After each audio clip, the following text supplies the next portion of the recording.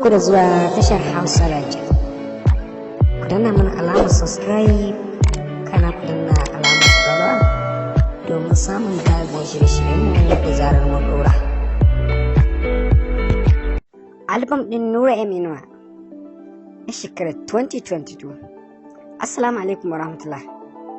Jama'a barkanmu da sake kasancewa da ku a daidai wannan lokaci a kuma cikin wannan sabon bidiyon. Muna roƙon alfarma idan yau ne farkon zuwanka wannan tasha, ka danna mana alamar subscribe da alamar ƙaura domin kasancewa da mu a kowane lokaci domin kuma samun sabbin shirye-shiryen mu da zarar mun dora. Shahararren mawaƙin wato tauraro Nura M Inuwa, wato mawaƙi da ke haskawa wato a faɗin Najeriya da ma sauran ƙasashe.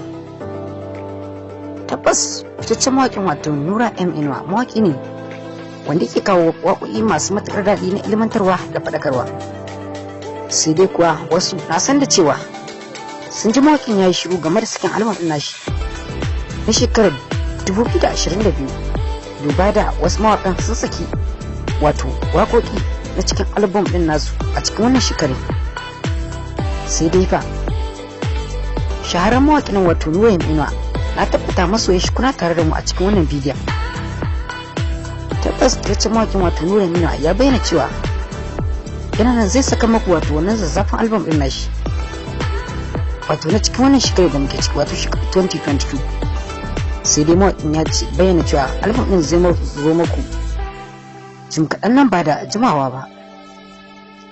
Mai sauraro na tabbata idan har kai masoyi fitaccen mawaƙi wato Nura M Inuwa ne, zaka danna mana alamar subscribe a cikin wannan tashar mai suna Hausa Radio.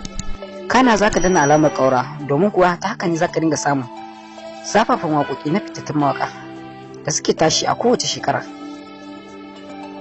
Tabbas mawaƙi Nura M Inuwa mawaƙi ne wanda ke taka muhimmiyar rawar gani a kowace shekara wajen kawo waƙoƙi wato na ilmantarwa da faɗakarwa da ma soyayya. Tabbas mawaƙin wato tauraro Nura M Inuwa ya bayyana cewa yana nan zai saki sabon wato album ɗin nashi na cikin wannan shekarar da muke ciki wato shekarar 2022. Mai sauraro domin cancarewa da album ɗin Nura M Inuwa da zara ya saki, ka danna mana subscribe da alamar ƙaura a cikin tashar mai suna Hausa Legend. Hakan ne zai baka damar samun daɗaɗɗen wato waƙoƙin Nura M Inuwa da ma sauran mawaƙa da suke taka rawar gani a cikin wannan shekarar da muke ciki wato shekarar 2022.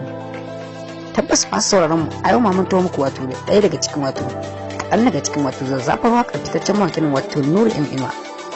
Amma kafin nan dan Allah kar ka manta, idan har kana ɗaya daga cikin masoya fitaccen mawaƙin wato Nura M Inuwa, kai share da wannan bidiyon wato zuwa group naka na WhatsApp da ma Facebook, wanda haka ne zai tabbatar mana cewa kana ɗaya daga cikin masoya Nura M Inuwa kuma kana jin daɗin waƙoƙin nashi.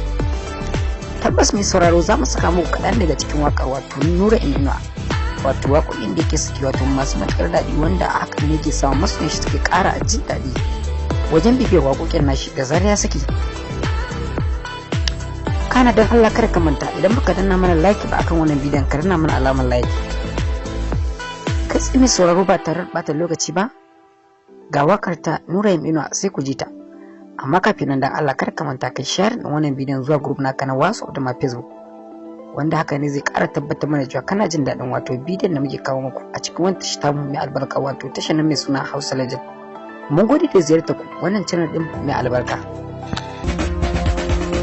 Kamo wannan ƙarfe na zamo wani kirayi na ne dan damo, tun da na ce na sa rigar aro suke bina wacce na gada masu na ciro, su ka tumayi na in girgiro abin da yake kai na in zakuro, ko da labe kai na in takuro, ina kallo sun shiga riga ta su zanzaro.